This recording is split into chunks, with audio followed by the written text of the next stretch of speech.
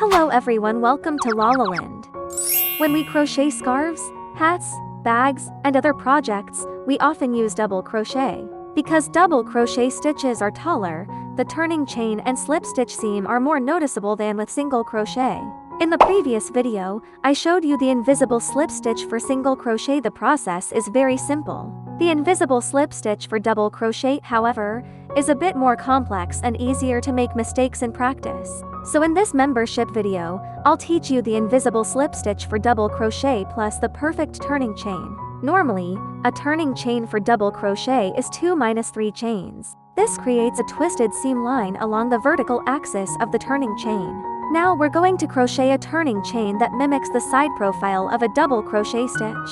This will reduce the visibility of the turning chain seam. Let's take a look at how it's done.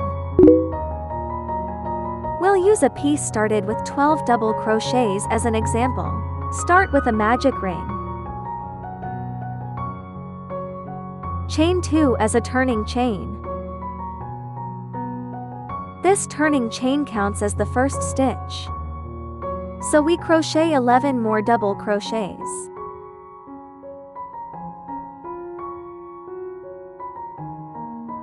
Place a stitch marker on the second stitch. Continue crocheting as usual. At the end of the round, join with a slip stitch. Pull the loop larger and remove the hook.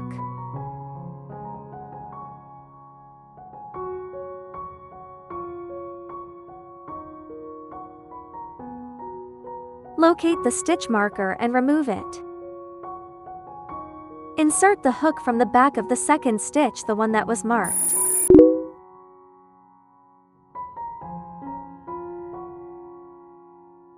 Turn the piece to the wrong side. Place the loop onto the hook and pull it tight. Yarn over and pull through the first stitch.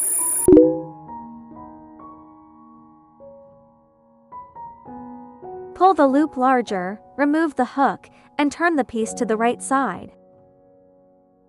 Insert the hook back into the loop. Pull the yarn tail to tighten the loop. Gently fold the piece back to keep it flat. The slip stitch join is complete, but the invisible technique isn't finished yet. Next, we'll crochet a turning chain that mimics the side of a double crochet. Pull the loop out a little. Into the same stitch where you just slip stitched, crochet 1 single crochet.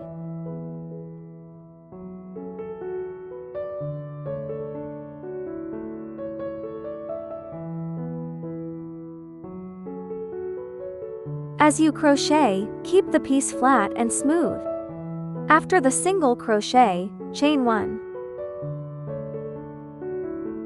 This 1 single crochet plus 1 chain combo becomes the turning chain for the next round. It replaces the first stitch of each round and counts as a stitch. For round 2, following the circular pattern, we need to crochet a double crochet increase into every stitch. Since the turning chain counts as the first stitch, the second stitch of the increase is still worked into the same stitch as the turning chain.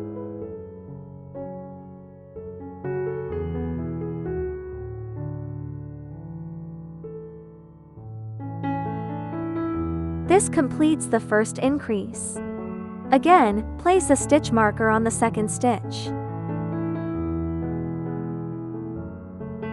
Then continue crocheting as usual. Because we're slip stitching into the second stitch of each round, it's like we're skipping the first stitch. So when you reach the end of each round, you'll notice that 1 stitch seems to be missing. Here, we need to use the horizontal bar of the slip stitch as the last stitch.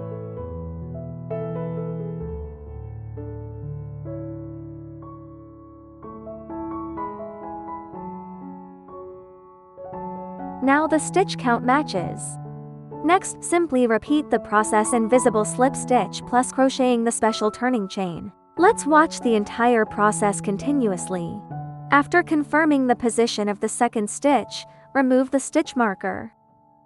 Pull the loop larger and remove the hook. Insert the hook from the back of the second stitch.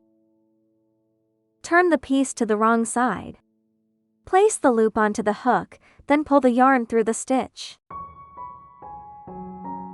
Pull the loop larger, remove the hook, and turn the piece to the right side. Insert the hook back into the loop. Pull the yarn tail tight, then smooth out the piece. Pull the loop out just a little. Into the same stitch, crochet 1 single crochet.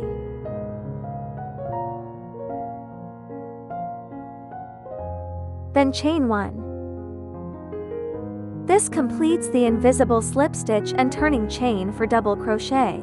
Repeat the same process every round. Summary: this invisible join method uses the second stitch for the slip stitch each round, and uses the slip stitch from the previous round as the last stitch. The advantage of this method is that it's simple to do and hides the seam very well. The downside is that the overall pattern will gradually shift to the left as you crochet, so this method is only suitable for solid color projects without a pattern. Some of you might be wondering, if we slip stitch into the first stitch instead of the second, would that prevent the pattern from shifting?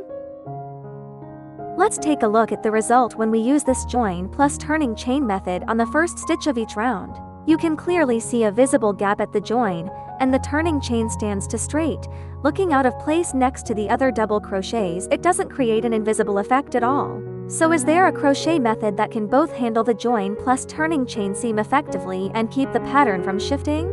Yes, there is. In the next membership video, I'll be sharing that solution. And that's all for today's membership video. Thank you again for your generous support. I'll keep working hard to create quality videos for all of you. If you have any thoughts or suggestions about these membership videos, feel free to leave a comment or send a DM. Thank you so much, and I'll see you in the next video.